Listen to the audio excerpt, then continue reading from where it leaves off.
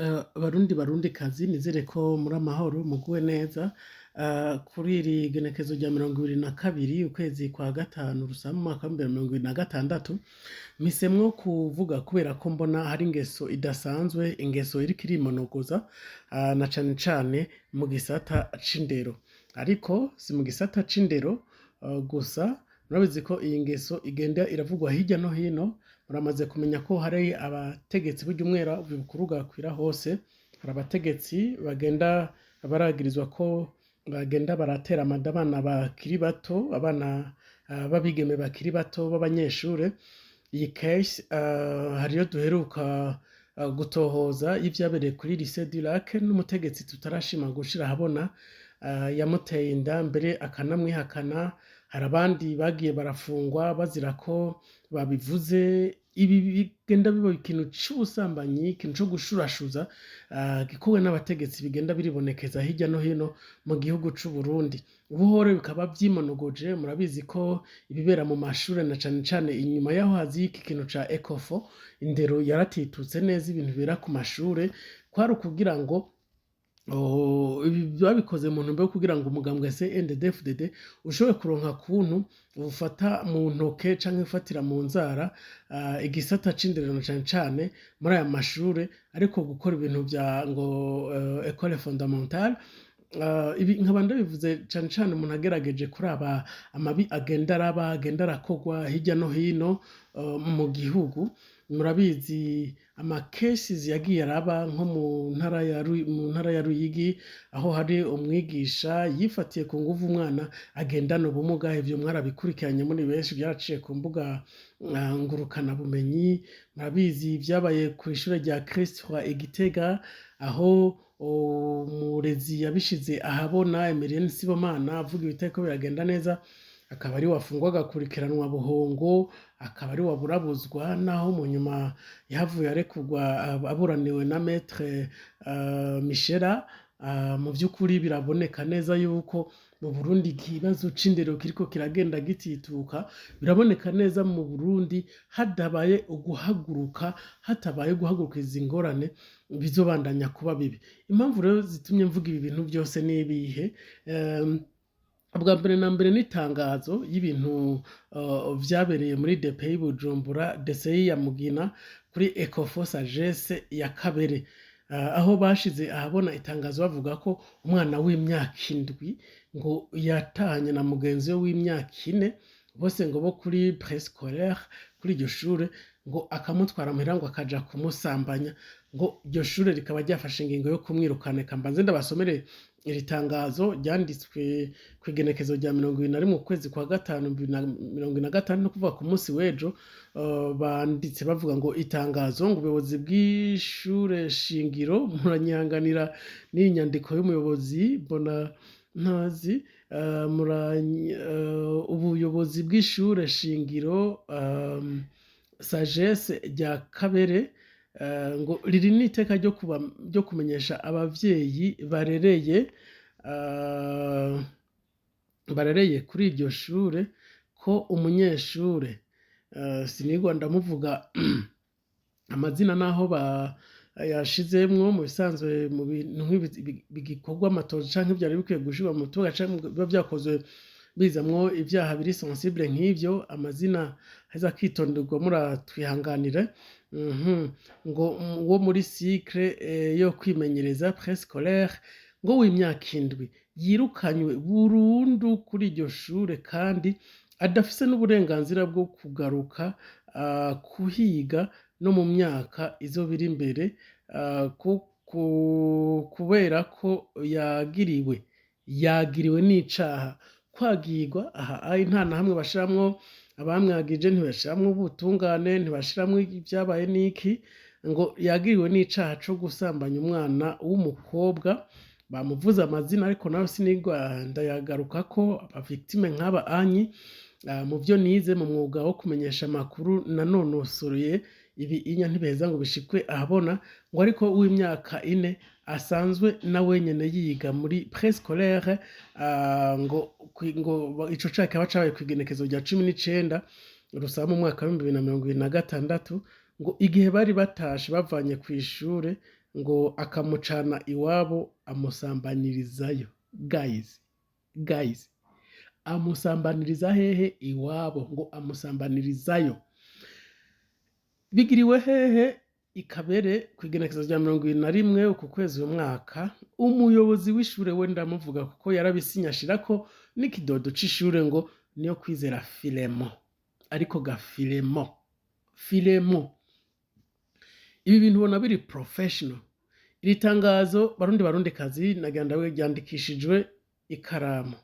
Kumbura ico si n'ikibazo kinini ishuri yashobora kuba ridafise imashini canke atasibya nimwe ibegereye canke wase ikigo c'ishure cose ntigifise na ordinateur. Ivyo onye ça arrive, birashika ugasanga niko bimeze, iyo singorane. Mugabo none ndakwibarize, ndashaka ko cane uyu niyo Kwizera Filemo ansigurira neza. Uze kuja muri munsi urabe WhatsApp y'iradiyo ya Peace FM, utwandikire ari unyishure kuri iki kibazo. Ibi bintu kuvuga ngo yagiriwe n'icaha, yagiriwe uyu mwana yagiriwe nande? Abavyeyi biwe bitwaye hehe? Hama abaciye urubanza ni bande kugira ngo umwana w'imyaka 7 bamwagirize ko yafashe ku nguvu umwana w'imyaka 4? Ivyo bitambambuga kuvuze yuko yamutahanye akamujana muhira, mbega ayo makuru mwayamenye gute? Akari ahubwo umuntu ashobora guca anacukumbura cane akarondeza amakuru menshi yihariye, yosanga ibi iyo harimwo n'abarezi bashobora kuba barabikoze ahubwo bakagiriza uyu mwana ko ari we yabikoze.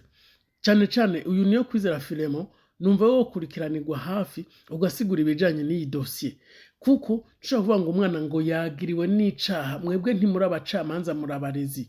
Mbega hoho umwana w'imyaka 7 ni gute afata ukuboko umwana w'imyaka 4 akamuhendahenda ngo tujane muhira ngo ndakwereke, agaca mufata ku nguvu? Umwana w'imyaka 7 aba ari gitambambuga nk'uwo w'imyaka 4, nta kintu na kimwe baba baramenya, nta na kimwe baba bazi. Ibi inya ni kigaragaza neza yuko igisata c'indero mu Burundi kiri mu kaga, kandi ibi byose ni inkomoko iyihe? Ni inkomoko ya bimwe bita ngo nibiswi vy'inkona. Iyo bagiye kw'ishure bicaye hasi munsi ya vya biti izuba ryabishe, baba bariko bariga amajambo yo kuninahaza umukuru w'umugambwe Reverien Ndikuriyo, bamuninahaza. Igihe aza rero ugasanga abana barabafatishije ibintu ku nguvu, ngo tuzobasonga ko, ngo haduga, ngo hamanuka, ngo niturekura, ngo nta kugugumwa, ngo igihugu nigitanga, ngo inkona niyaruza, ifu y'imijira, pitati patata. Ugasanga ibintu byose bari bakwiye kwiga nta na kimwe bize, bakigumira muri ivyo. Izo se ni ingaruka zo kudahabwa inyigisho zikwiye ngo banigishwe n'ikintu c'ubuntu. Ibi inya nikigaragaza neza yuko ari wa mwera uva ibukuru gakwira hose. Ibi bintu by'ubusamba, ibintu by'ubushurashuzi biravugwa uhereye ibukuru. Urumva ko byamaze kugera hehe? Byamaze gushika no hasi, byamaze gushikira nabo hasi no basigaye bakora ibi bintu. Muri make rero ikintu gitumye ndanavuga ibi bintu nuko mbona vyimonogoje. Ibi iyo urumva ko byabereye muri DP ya Bujumbura, DC ya Mugina, kuri Ecofo Sagesse ya Kabere. Hari iyindi kese nk'iyo nyene ishaka gusa guco yabaye, byo biravugwa ko bashobora no kuba byaragiye mu butungane. Aho onyi akaba ari mu ntara ya Ngozi, aho bavuga ko ngo umwana w'imyaka 14 we aracari mu mvuto, amaze hafi 2 afunzwe ngo yagirizwa gushurashuza. Uwo mwana nawe nyene aravugwa amazina, bavuga ko byabaye kuwa 5 Rusama umwaka, aho ngo ashobora kuba yarafatiwe ngo muri iryo shure ngo ariko arashurashuza umwana abasanzwe bigana. Abo bavuga ko umwe yarafise imyaka 14, uwo muhungu ngo yarafise imyaka ngo 14, ngo agashurashuza uwo mukobwa nawe nyene yiga kuri iryo shure ryitwa Kayogoro muri komine Ngozi, ni mu ntara ya Butanyerera. Aho rero abayobozi bavuga yuko ngo baciye bafata uwo munyeshure bagaca bamutwara ku gipolisi kihegereye. Hanyuma ico gipolisi ngo kikaba caciye gituma abavyeyi babo bana kuzana impapuro zigaragaza neza amatariki y'amavuko. Ngaha anyi ibi byanditswe n'ikimenyesha makuru citwa Jimbere, bo bakavuga yuko kuva ku wa 19 Rusama mu mwaka w'2026 wa Jean Marie Nimubona asanzwe amushikiza abandi za Republika muri iyo komine ya Ngozi yabwiye ico kimenyesha makuru canke yabwiye abo bavyeyi ko agiye kwicarira iyo dosiye. Abakidoga bavuga ko ngo kuva ico gihe uwo mutegetsi atarasubira gutanga umuco ku bijanye n'iyo dosiye. Jimbere ibandanya ivuga ko ngo abavyeyi b'uwo muhungu bavuga ko hari izindi mvo ngo canke ivyashikije vyatumwe uwo mwana wabo aguma mw'ibohero mu gihe umukobwa bigana bavuga ko bashurashuranye we ngo yidegemvya. Hayi bagasaba ko bose bari kuba bafunganywe kugira ngo iyo dosiye ikurikizwe canke ikurikiranwe bose bari kumwe. Naho biruko rero abasanzwe bakurikirana agateka k'abana nk'uko Jimbere ibandanya bivuga vuga ko ngo bari bakwiye gukurikirana ariko bari kw'ishure ngo kuko atagushurashuzwa ngo ku nguvu kwigeze kuhaba ngo ahubwo ibintu ngo vyagiye biba vyumvikanywe ko ngo vyabaye ngo atagusitana canke atagufata ku nguvu kwigeze kuhaba. Aha rero Jimbere ikavuga ko barindira umushikirizamanza wa Republika icazoshikiriza kuri iyo dosiye. Ibi vyose murabona yuko ari bimwe nababwira. Ibi nuko arivyo bimaze kuja habona. Abigisha barirara mu bana bakiri bato bakabasambanya. Kubera ko abo bana bibonana abigisha babona ari ibintu bisanzwe nabo ko baheza bakabigana. Bavyeyi, iki gisata c'indero gihagurukirwe. Abana bari ku mashure ntibaba bari safe. Bamugerageza mukurikirana umwana atashe umubaze ati ninde yagukoze ko bakubwiye ibiki, kuko ibi byose bitangurwa n'abarimu imbere yuko bikorwa n'abo bana b'abanyeshuri. Ariko twumvikanye aho bikomoka yuko ni hehe bikomoka hariya ibukuru, bikomoka ibukuru bigashika mu mugambwe CNDD FDD utigisha abana canke babigisha ibintu vy'indangagaciro les valeurs humaines canke ngo babigishe imico n'imyitwarire canke ngo babigishe data n'ivyo bagiye kwiga, ahubwo bakabigisha indirimbo zininahaza, indirimbo zivuga umugambwe CNDD n'ivyivugo bidahera, gutyo bigatuma aba bana ataburere canke atandero nyayo bigera baronka kugira ngo bashobore kurangwa n'indero yo kuziko mu vy'ukuri. Rero reka nsabe abavyeyi murereye hirya no hino mu gihugu c'u Burundi kugira ngo muhaguruke aba ari mwebwe mufata iya mbere mu gukurikirana abana banyu mu gihe bari ku mashure, kuko nivyaguma uko muzosanga ibara ryaraguye kera.